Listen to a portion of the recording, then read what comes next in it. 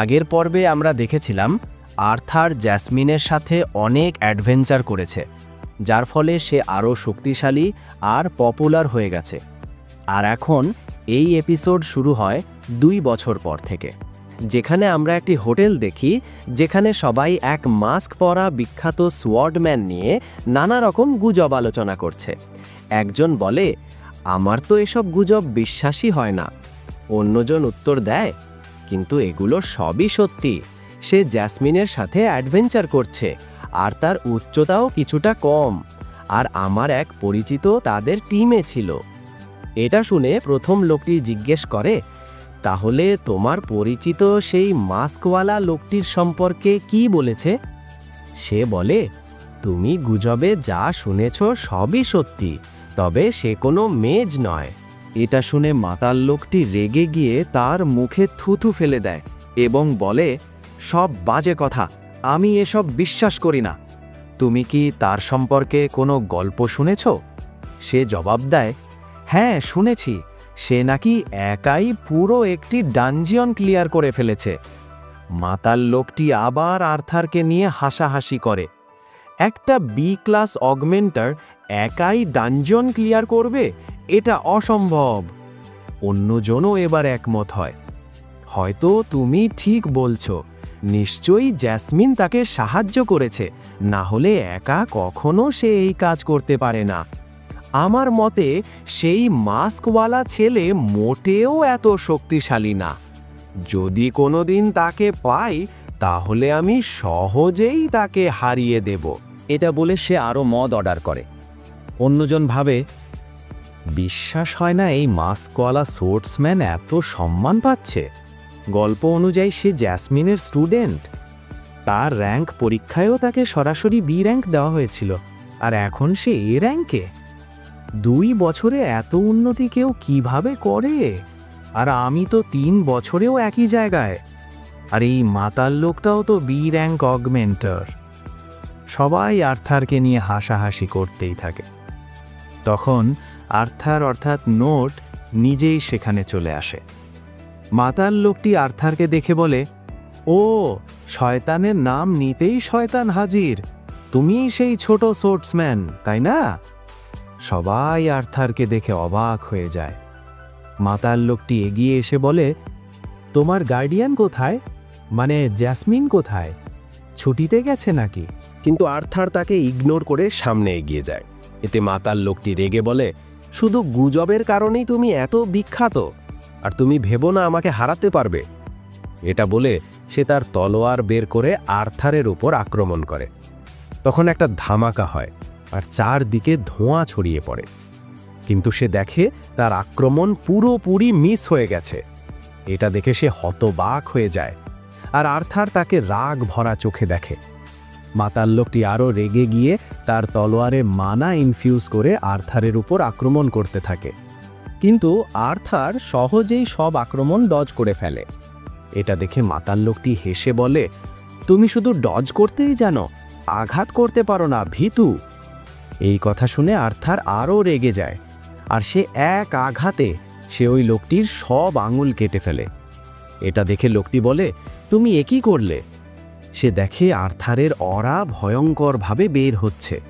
এটা দেখে হোটেলের সবাই ভয়ে কাঁপতে থাকে। তখন আর্থার বলে, তোমার কি হয়ে গেছে? হয়ে গেলে সামনে থেকে সরে দাঁড়াও। এটা বলে আর্থার নিজের কাজ করার জন্য চলে যায়। অন্যরা আহত লোকটিকে সাহায্য করতে আসে, আর আর্থার রিসেপশনে গিয়ে বলে, নোট নামে যে রেশন এসেছে তা দয়া করে আমাকে দিন। রিসেপশনের মেয়েটি আর্থারকে দেখে ভয় পেয়ে সে আর্থারকে রেশন দিয়ে দেয়। রেশন নিয়ে আর্থার সেখান থেকে চলে যায়। পরের দৃশ্যে আর্থার বাইরে আসে, আর জ্যাসমিন তাকে দেখে বলে, এত দেরি হলো কেন? তখন আর্থার অজুহাত দেয়, রিসেপশনিস্টের রেশন খুঁজতে একটু দেরি হয়ে গেছে। এটা শুনে জ্যাসমিন বলে, মিথ্যে কেন বলছো? যদি তাই হয় তবে তোমার মাস্কে রক্ত লেগে আছে কেন? এটা শুনে আর্থার ঘাবড়ে যায় এবং নিজের মাস্ক খুলে দেখে, আর সে এটা দেখে স্বস্তি পায় যে মাস্ক ভাঙেনি। পরের দৃশ্যে আর্থার ও জ্যাসমিন আবার তাদের অ্যাডভেঞ্চারের পথে বেরিয়ে পড়ে। পথে আর্থার তার পরিবারকে একটি চিঠি লিখছিল। সে চিঠিতে লেখে, যখন তোমরা এই চিঠি পড়বে তখন আমি ডানজনের ভেতরে থাকব।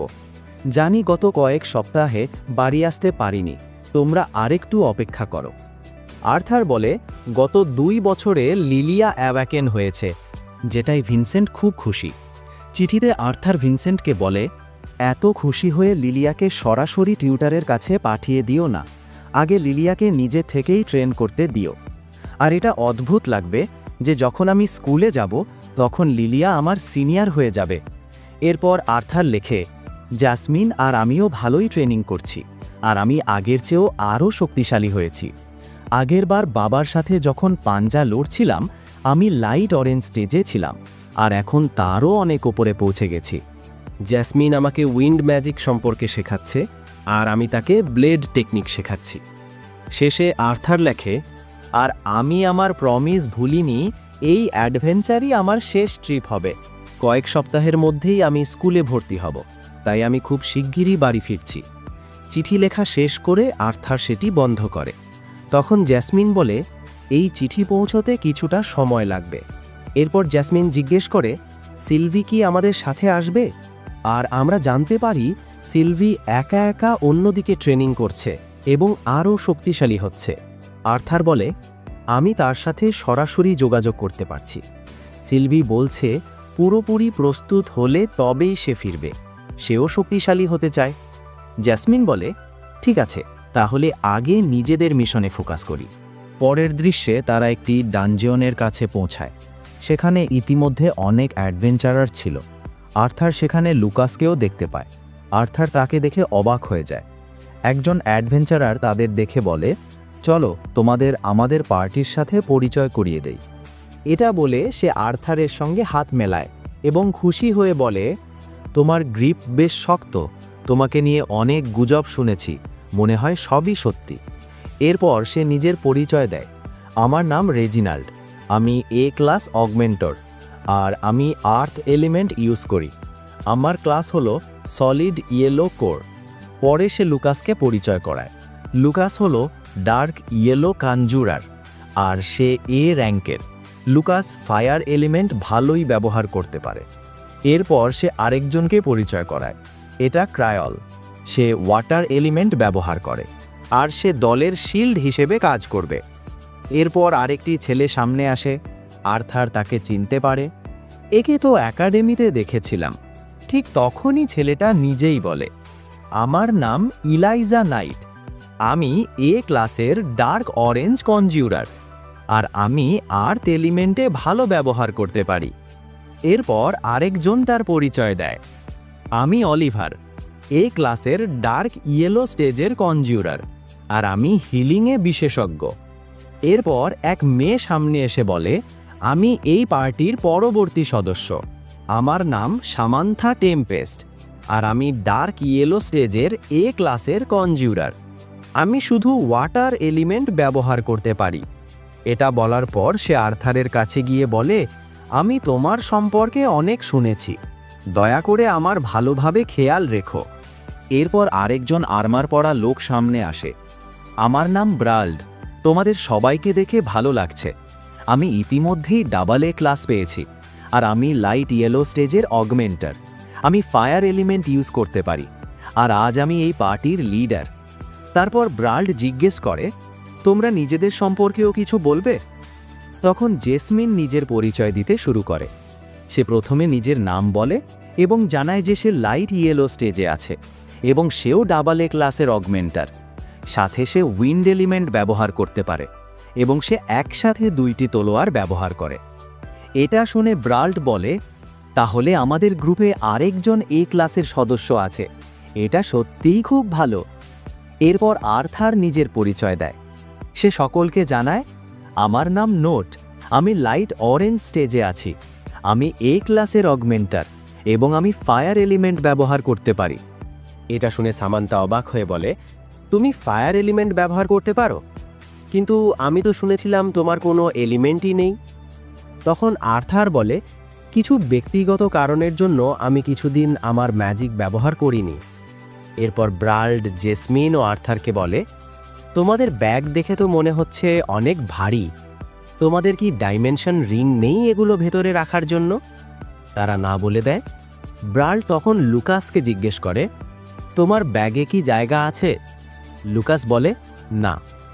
তখন ইলাইজা বলে, আমার ডাইমেনশন রিংয়ের ভেতরে জায়গা আছে, তোমরা চাইলে তোমাদের জিনিসপত্র এখানে রাখতে পারো। এটা শুনে তারা রাজি হয়ে যায় এবং তাদের ব্যাগ ইলাইজার ডাইমেনশন রিংয়ে রেখে দেয়।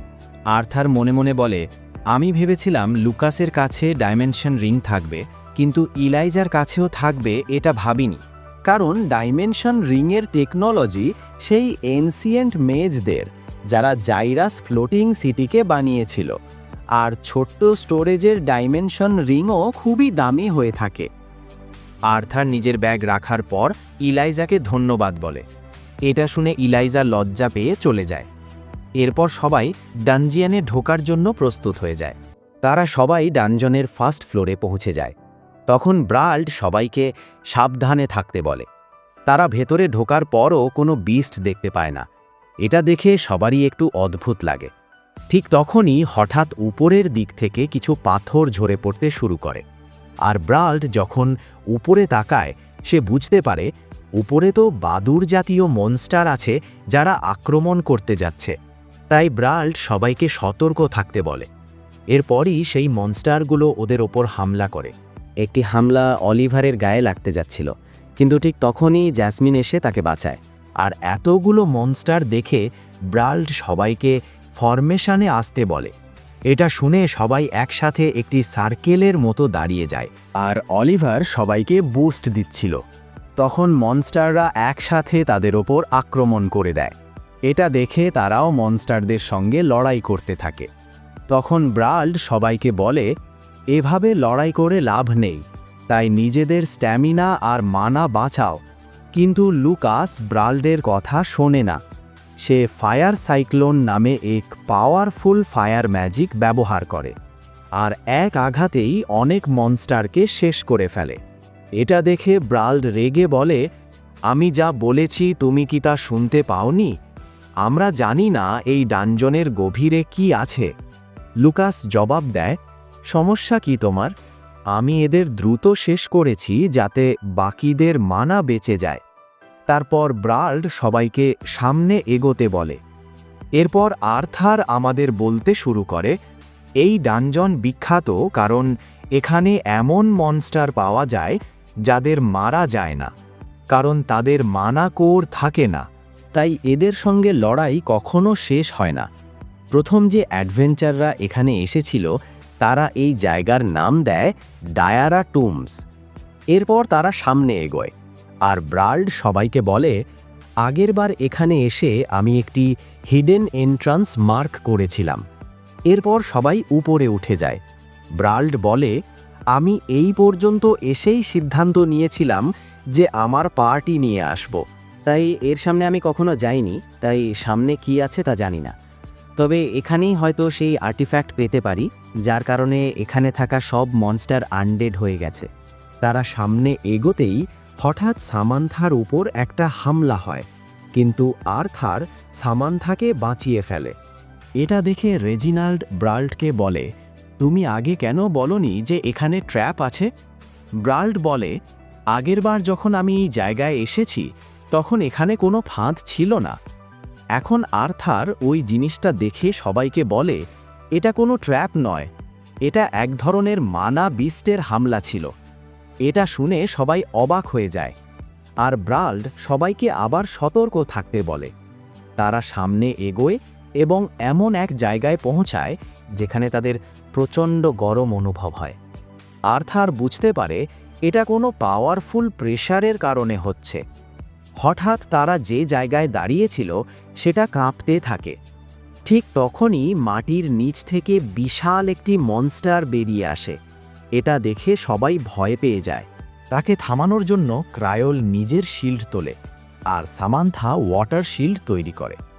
আর ক্রায়োল ব্রাল্ডকে জিজ্ঞেস করে, তুমি যখন আগেরবার এসেছিলে তখন কি এটা ছিল? ব্রাল্ড বলে, না। ক্রায়োল বলে, তাহলে নতুন মানা বিস্টের প্রজাতি এই ডানজনে কিভাবে এলো? এটা তো অসম্ভব। এরপর তারা দেখে যে সেই মনস্টারটি তাদের দিকে আক্রমণ করতে আসছে, কিন্তু মনস্টারটি তাদের পাশ কাটিয়ে সামনে চলে যায়। এটা দেখে সবাই বলে, মনে হচ্ছে মনস্টারটি আমাদের টার্গেট করছিল না। এটা দেখে অলিভার বলে, তাহলে এখানে দাঁড়িয়ে থেকে লাভ কি? চলো আর্টিফ্যাক্ট খুঁজতে এগিয়ে যাই।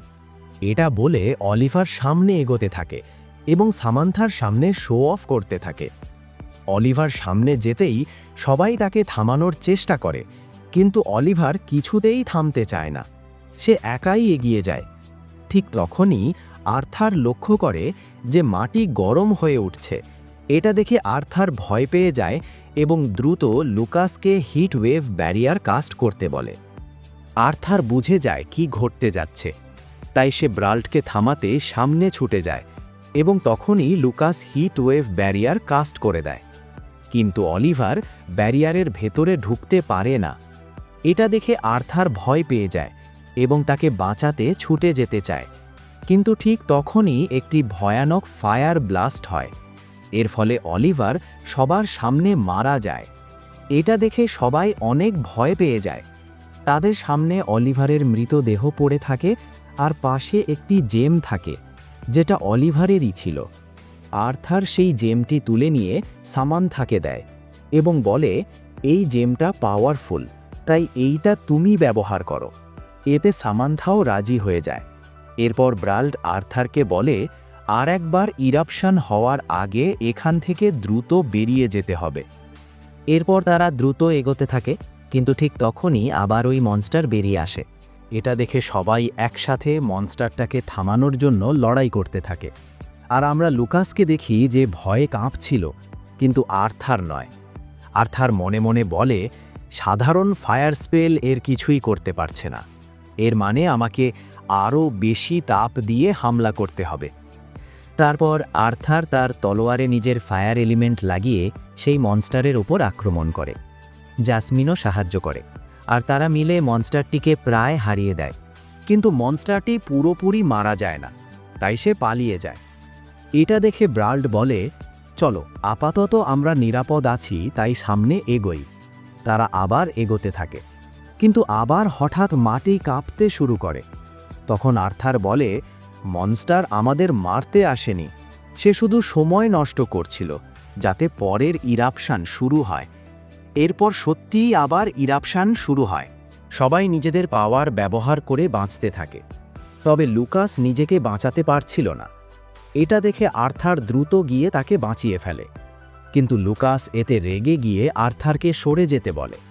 ঠিক তখনই সামান্থা চিৎকার করে ওঠে। আর্থার তাকিয়ে দেখে ব্রাল্ট সামান্থাকে বাঁচাতে গিয়ে নিজেকে স্যাক্রিফাইস করেছে। ব্লাস্টের কারণে ব্রাল্টের হাত উড়ে গেছে। পরের দৃশ্যে দেখা যায় সবাই মিলে ব্রাল্টকে ধরে গরম তলোয়ার দিয়ে তার ক্ষত সিল করছে, যাতে রক্ত কম বের হয়। ব্রাল্টের চিকিৎসা শেষ হলে পরিস্থিতি কিছুটা শান্ত হয়। আর্থার বসে থাকে। তখন ক্রায়োল একটি স্যান্ডউইচ নিয়ে আসে। সে বলে, এটা খেয়ে একটু চিয়ার আপ হও। সে আর্থারের পাশে বসে বলে, এটা আমার ট্র্যাভেল স্পেশাল স্যান্ডউইচ, এমন মুহূর্তের জন্যই আমি এটা রেখে দিই। তারপর সে আর্থারকে শেখায় কিভাবে গরম করে স্যান্ডউইচটা খেতে হয়। আর্থারেরও স্যান্ডউইচটা খেয়ে ভালো লাগে। এটা দেখে ক্রায়োল বলে, এই রেসিপিটা আমার ফিয়ান্সে তৈরি করেছিল। এটা শুনে আর্থার বলে, তুমি সত্যিই খুব ভাগ্যবান, আর তোমার ফিয়ান্সেকে ধন্যবাদ দিও, তার জন্যেই এত সুস্বাদু কিছু খেতে পেলাম। এটা শুনে ক্রায়োল একটু অস্বস্তিতে পড়ে এবং শুধু বলে, হ্যাঁ। অন্যদিকে লুকাস ব্রাল্টের সঙ্গে ঝগড়া করছিল। সে বলে, আমি এই পার্টিতে এসেছিলাম কারণ আমাদের লিডার ডাবল এ ক্লাসের ছিল। এখন আমাদের লিডারের একটা হাত নেই আর হিলারও নেই। এখন আমরা কি করব? এটা শুনে ব্রাল্ট রেগে বলে, তুমি নিজেকে বড় যোদ্ধা ভাবো নাকি? তুমি নিজে ভয়ে তোমার অস্ত্র সেখানেই ফেলে দিয়েছিলে, কিন্তু নোট এসে তোমাকে বাঁচিয়েছিল। এটা ভুলে যেও না, আমি তোমার মতো নই, আমি সামান্থাকে বাঁচিয়েছি, এই কারণেই আমার সাথে এমনটা হয়েছে। তাদের ঝগড়া চলতে থাকা অবস্থায় আর্থার সেখানে চলে আসে। আর্থারের ভয়ানক প্রেজেন্স দেখে তারা দুজনেই ভয় পেয়ে যায়। কিন্তু লুকাস রেগে বলে, আমি অরেঞ্জ কোর ইউজার, আর আমার সাথে এভাবে কথা বলতে পারো না। এটা শুনে আর্থার বলে, এতে আমার কিছু যায় আসে না, তুমি ইয়েলো কোর, সিলভার কোর বা তুমি যদি গড হও, তাতে আমার কিছু যায় আসে না।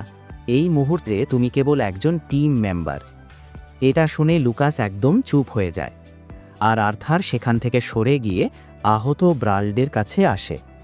আর্থার বলে, আগে এগোনোর আগে তোমাকে একটা সিদ্ধান্ত নিতে হবে, বাকিরা কন্টিনিউ করতে পারবে।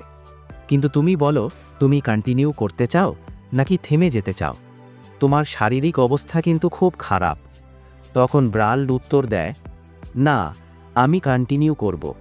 হয়তো এটা আমার জীবনের শেষ ডানজান রেড, তাই এটাকে শেষ করতেই হবে।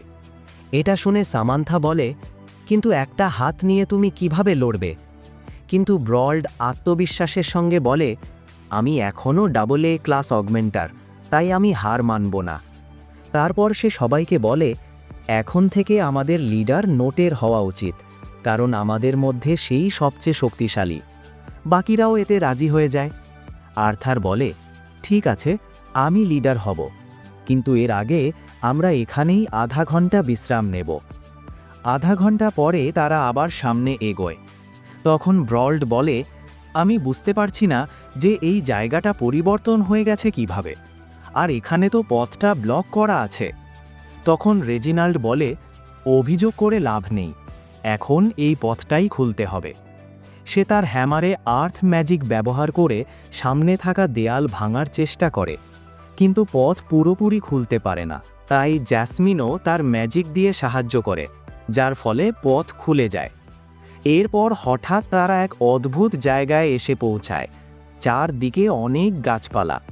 সবাই অবাক হয়ে যায়, কারণ জায়গাটিকে ধরে রাখার মতো কোনো পিলার নেই, মাটি যেন নিজেরাই ভাসছে। তখন ক্রায়ল বলে, আমার খুব ঘুম আসছে, একটু বিশ্রাম নিলে কেমন হয়? কিন্তু আর্থারের মনে হচ্ছিল এই জায়গাটা নিরাপদ নয়, কিন্তু সে ধরতে পারছিল না যে এখানে কী সমস্যা। ঠিক তখনই জ্যাসমিন সামনে একজন মানুষকে দেখতে পায়, যে তাদের দিকে তাকিয়ে হাসছিল। এটা দেখে জ্যাসমিন ভয় পেয়ে যায়। এখন পরের এপিসোডের জন্য তোমরা এক্সাইটেড কি না কমেন্টে জানিও। ভিডিও ভালো লাগলে লাইক করো, আর চ্যানেলে নতুন হলে সাবস্ক্রাইব করো। আর ততক্ষণ পর্যন্ত টেক কেয়ার অ্যান্ড আল্লাহ হাফিজ গাইজ।